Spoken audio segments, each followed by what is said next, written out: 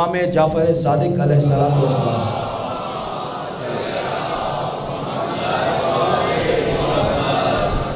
امام مدینہ میں ہے، امام کا شاگرد بھی حشام بن حکم عبد الملک ایک شخص ہے، وہ امام سے ملنے کے لیے آیا، ملحد ہے، خدا کو نہیں مانتا، نظریہ یہ ہے کہ دنیا خود بخود وجود میں آ گئی۔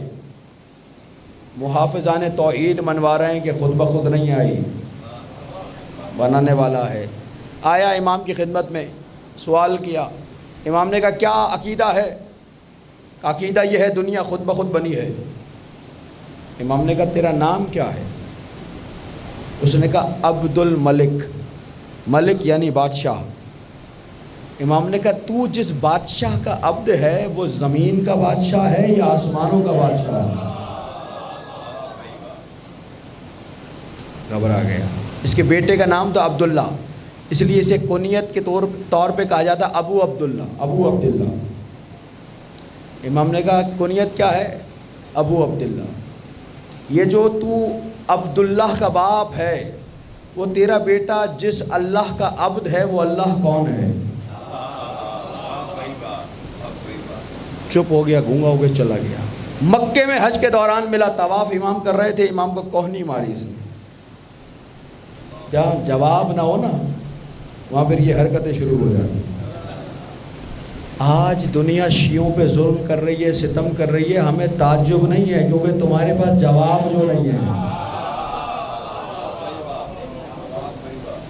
دلیل سے بات نہیں کر سکتے تو دوسرے راستے اختیار کرتے ہیں۔ کوہنی ماری، امام نے غور سے دیکھا، کہا طواف کے بعد آؤ بات کرو۔ حشام بن حکم اسے امام کی خدمت میں لے کر آیا، کہنے لگا میرا نظریہ وہی ہے کہ کوئی خدا نہیں، زمین خود بخود وجود میں آ گئی، کائنات خود بخود بن گئی۔ امام نے کہا اچھا تو زمین کے نیچے گیا ہے کبھی؟ دیکھا ہے زمین کے نیچے کیا ہے؟ کہنے لگا نہیں گیا۔ آسمانوں کے اوپر گیا ہے؟ دیکھا ہے کیا ہے؟ کہنے لگا نہیں گیا۔ مشرق میں گیا ہے کبھی دیکھنے؟ کہنے لگا نہیں گیا۔ مغرب میں کہیں دیکھنے گیا ہے؟ کہنے لگا نہیں گیا۔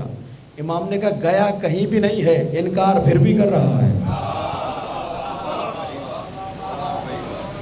میں کہوں چھت پہ کوئی نہیں بیٹھا ہوا، آپ کہیں گے آپ نے دیکھا؟ گئے دیکھنے کے لیے؟ گیا کہیں بھی نہیں ہے، انکار پھر بھی کر رہا ہے۔ گھبرایا، کہنے لگا میرا گمان کہتا ہے کہ کچھ بھی نہیں ہے۔ امام کہہ رہے ہیں گمان نہیں، یقین ہونا چاہیے۔ عقیدہ گمانوں پہ نہیں بنتا، عقیدہ یقین پہ بنتا۔